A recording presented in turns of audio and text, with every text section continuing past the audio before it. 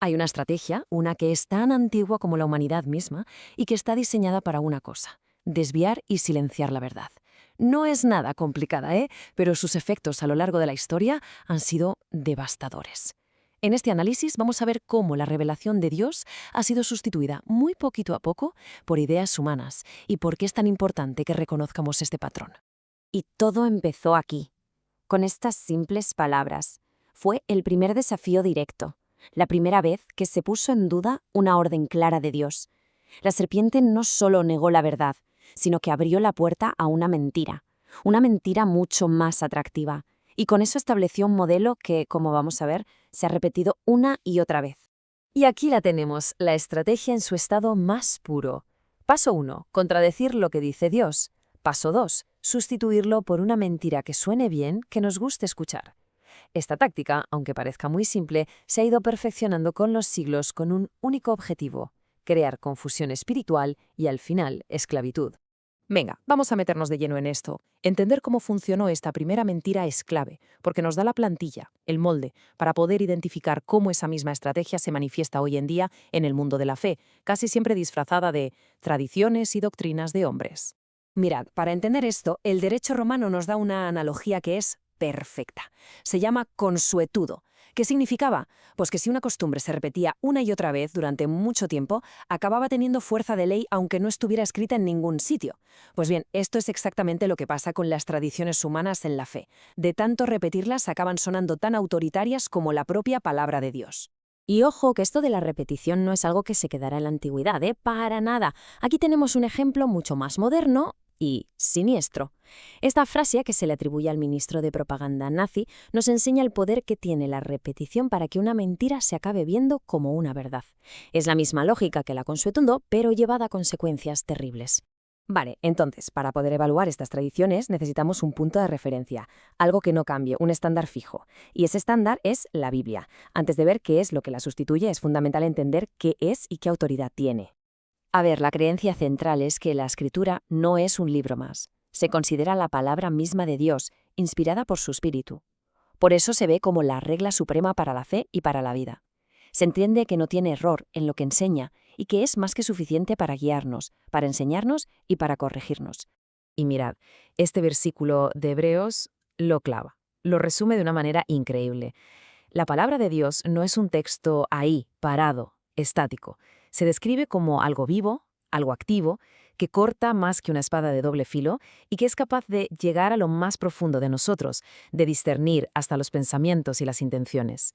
Ninguna tradición humana puede ni soñar con tener este poder. Bueno, ya hemos puesto sobre la mesa la autoridad única de la Escritura. Ahora toca hablar de su gran competidora, las tradiciones de los hombres. Es aquí donde esa sustitución que vimos al principio, en el Edén, toma una forma mucho más sutil y muchas veces se disfraza de algo bueno, de piedad. Entonces, ¿qué son exactamente estas tradiciones de hombres? Pues son eso, enseñanzas, reglas, filosofías que hemos creado los seres humanos. Muchas veces la intención original es buena, Se busca una vida más devota, más piadosa, pero aquí está el peligro: no nacen de la Escritura y con el tiempo acaban quitándole una autoridad que nunca les perteneció. Y ojo, que esto no es un problema de ahora, para nada. El propio Nuevo Testamento ya lo trata en diferentes situaciones. El mismo Jesús se enfrentó a las tradiciones religiosas de los fariseos, que básicamente anulaban los mandamientos de Dios. Y por otro lado, el apóstol Pablo avisó a los de Colosas sobre tradiciones más filosóficas, más culturales, que los estaban desviando del Evangelio. Vamos a ver ejemplos concretos para que se entienda bien. Hay de todo, del pasado y de ahora mismo. Pensemos en la venta de indulgencias en la Edad Media, o en reglas más de nuestro tiempo, como exigir cursos para poder bautizarse, imponer el diezmo como algo obligatorio, prohibiciones sobre cómo vestir, o incluso creencias sobre la tecnología. La lista es larguísima y nos demuestra que esto está muy lejos de desaparecer. Vale, ya sabemos qué son y de dónde salen. Pero la gran pregunta es, ¿por qué se consideran tan peligrosas? Es que no se trata solo de añadir un par de reglas. El problema es mucho más profundo y ataca al corazón mismo de la fe. La pregunta clave, la del millón, es esta. Cuando una tradición humana se pone al mismo nivel que una norma de Dios, ¿qué se está cambiando exactamente? ¿Qué se pierde por el camino en esa operación? Pues aquí está el meollo de la cuestión. Lo primero que pasa es que se cambia la revelación de Dios por la simple opinión de una persona. Segundo, la obediencia que sale del corazón, la que es de verdad, se cambia por la simple costumbre, por el «es que siempre se ha hecho así». Y lo más grave de todo, una relación viva y real con Dios se reemplaza por un ritual vacío sin sentido. Y claro, las consecuencias de todo esto son tremendas. Jesús fue clarísimo. Dijo que estas tradiciones anulan, invalidan la palabra de Dios. También producen hipocresía, o sea, una apariencia de piedad por fuera, pero sin ningún cambio real por dentro. Y por último, esclavizan la conciencia. Nos llenan de cargas y de reglas que Dios nunca pidió. Entonces, viendo todo esto, ¿qué hacemos? ¿Cuál es la respuesta? La clave no está en rechazar cualquier costumbre sin más, sino en usar el discernimiento, en estar siempre evaluando todo lo que creemos y todo lo que hacemos.